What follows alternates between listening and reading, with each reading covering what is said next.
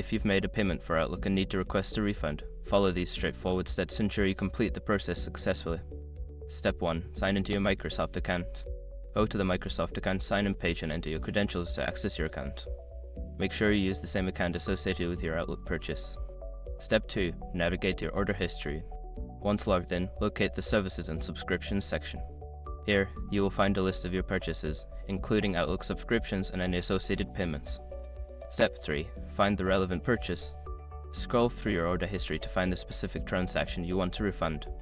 Click on the order to view more details about the purchase. Step 4. Request a refund. Look for the option that says Request a refund or refund next to the order details. Click on it and follow the prompts to submit your refund request. You may need to provide a reason for the refund. Step 5. Check your email for confirmation. After submitting your request, monitor your email for a confirmation message from Microsoft. This will inform you of the status of your refund request and any further steps you may need to take. Following these steps will help you navigate the refund process smoothly. If you encounter any issues, consider reaching out to Microsoft support for further assistance.